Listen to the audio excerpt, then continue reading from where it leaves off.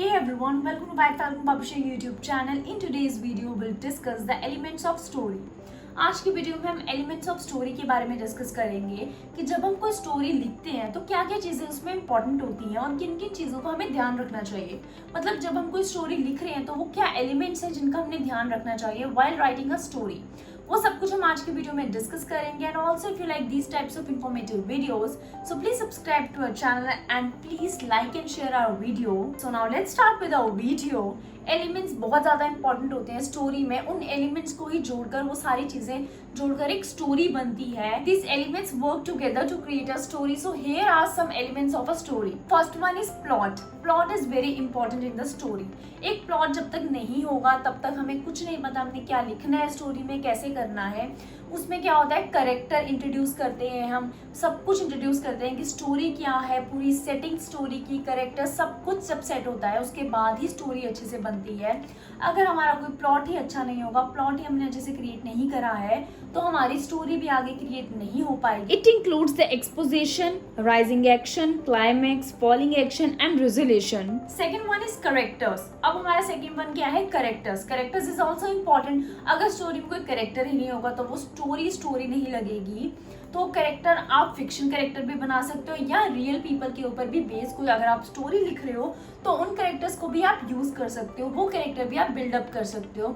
Like अगर आप कोई फिक्शन स्टोरी लिख रहे हो, कोई रोमांटिक स्टोरी लिख रहे हो या कोई भी फिक्शन स्टोरी है तो आप अपने अकॉर्डिंगली कोई भी करेक्टर बिल्डअप कर सकते हो, उसके ट्रेट्स अपने अकॉर्डिंगली सेट कर सकते हो कि आपने ऑडियंस को उसके ट्रेट्स या उस करेक्टर से आपने क्या बताना है, ऑडियंस को क्या कन्वे करना है. बट अगर आप किसी की रियल बेस स्टोरी पे कुछ स्टोरी लिख रहे हो कि कोई रियल पर्सन है या अगर बहुत फेमस लोग होते हैं जिन पे स्टोरी लिखते हैं तो अगर आप उन पे लिख रहे हो तो आपको करेक्टर डेवलप करने की कोई ज़रूरत नहीं है. उनके जो ट्रेट्स हैं आप उसमें बता सकते हो. उससे क्या होता है, आपको हेल्प भी मिल जाती है. तो वो आप पे है कि आप फिक्शन करेक्टर बना रहे हो या आप किसी पे करेक्टर डेवलप कर रहे हो कि किसी का जो रियल करेक्टर है आप उस पे कोई स्टोरी लिख रहे हो. And mainly characters typically have their own traits, motivation and relationships and they undergo changes and growth as the story progresses. Third one is setting. The setting refers to the time and place where the story takes place. It includes the physical environment, cultural and historical context and atmosphere.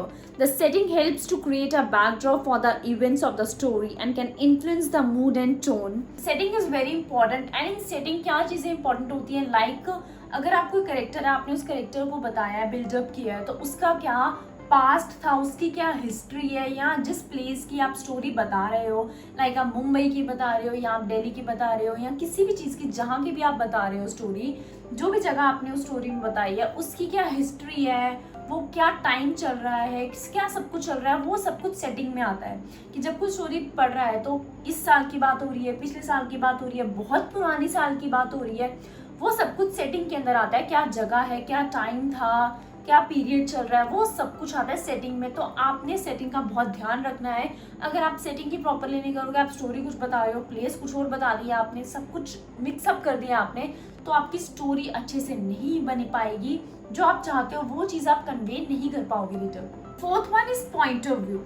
Story आप किस point of view से बता रहे हो reader को. जब वो reader read कर रहा है आपकी स्टोरी तो आप उसे क्या पता लग रहा है उस स्टोरी से, मतलब कि कौन उसे वो स्टोरी बता रहा है. लाइक आप तो लिख रहे हो स्टोरी बट वो जो करेक्टर्स हैं उसमें वो थर्ड पर्सन है, कोई सेकंड पर्सन है, फर्स्ट पर्सन है, किसके थ्रू पता लग रही है. आपने उस वे में लिखना है अपना point of view. The point of view determines the perspective from which the story is told. It can be the first person, third person or second person. Fifth one is dialogue.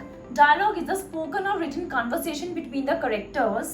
It helps to reveal the character's personality, advance the plot and provide insights into their relationships and motivations. Dialogues के through हमें character की personality के बारे में पता लगता है, उसके मोटिवेशंस, क्या मोटिव है उसका, वो सब कुछ के बारे में पता लगता है. जब वो डायलॉग, दो कैरेक्टर्स जब बात करते हैं एक दूसरे से इन अ स्टोरी तो हमें उनकी स्टोरी पता लगती है कि वो क्या बात करें, उनका मोटिव क्या है या उसका ट्रेट क्या है या उसकी पर्सनैलिटी क्या है, वो हमें थ्रू डायलॉग पता लगते हैं. जब दो लोग कम्युनिकेट कर रहे होते हैं, लाइक अगर चाहे वो स्पोकन है चाहे वो रिटन कम्युनिकेशन है, बट उससे हमें पता लगती है कि क्या मोटिव है उसकी, जो बात कर रहे हैं, जो कैरेक्टर कम्युनिकेट कर रहा है उसकी पर्सनैलिटी क्या है. Sixth one is style. Style encompasses the author's unique way of writing, including their choice of language, sentence structure, figurative language, and other literary devices. Style contributes to the overall tone and atmosphere of the story and shapes the reader's experience. So these are the elements of story. By